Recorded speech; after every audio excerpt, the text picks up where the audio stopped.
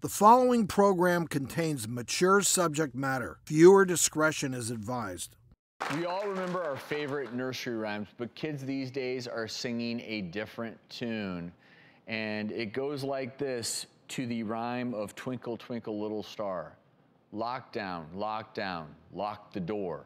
Shut the lights off, say no more. Go behind the desk and hide.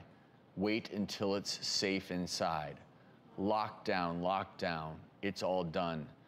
Now it's time to have some fun.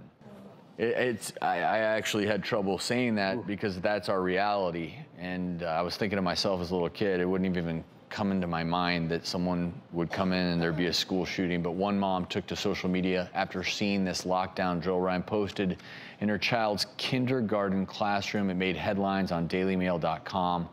Such a difficult subject. Is this appropriate for a 5-year-old?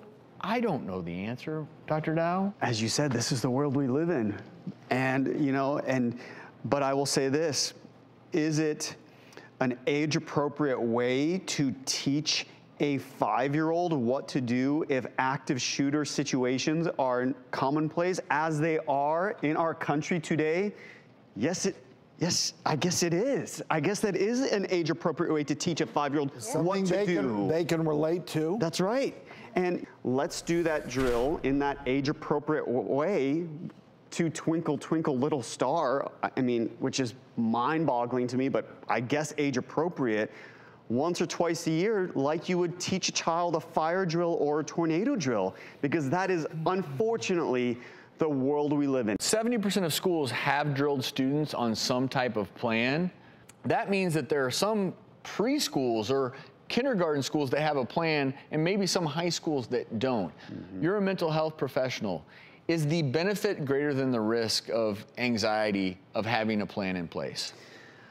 I think if you're doing it once or twice a year, I think the benefit outweighs the risk. So this isn't something every week you're gonna have a lifelike drill, and maybe it's not as lifelike as a tornado drill where everyone knows tornado drills. If you grow up in the tornado belt, in Kansas, Oklahoma, we had tornado drills all the time where you get under your desk and that may be we weren't scared of it because we knew drills we used to have here. But you also have to be realistic because you want them to be prepared. And I think it is hard to find that balance because kids are so different. Yeah. And is it a good idea for parents to talk to their kids at home, even if the child isn't asking you about it? Should you ask them, how do you feel? Are you afraid? Absolutely. And the other thing that parents can do, there was some research after 9/11 that, that you don't have to be actively the recipient of violence to develop PTSD. You can watch violence happening to other people. So what was happening in this country after 9/11,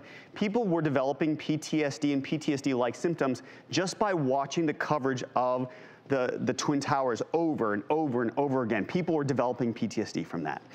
So if you have a child who is watching the news over and over and over again, and then they're going to school and they're seeing that, then they could develop an anxiety disorder, right?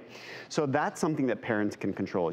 Dr. Nita, yes, to your question, yes, talk to your kids about what this all means, but don't bombard a 6 or 7-year-old with the images of all of these horrific shootings over and over and over again, because that can absolutely increase the risk. Then it's sort of that, risk versus benefit, and then it's sort of, then it's different. This is a very tough subject, Dr. Dow. Thank you for weighing in on it.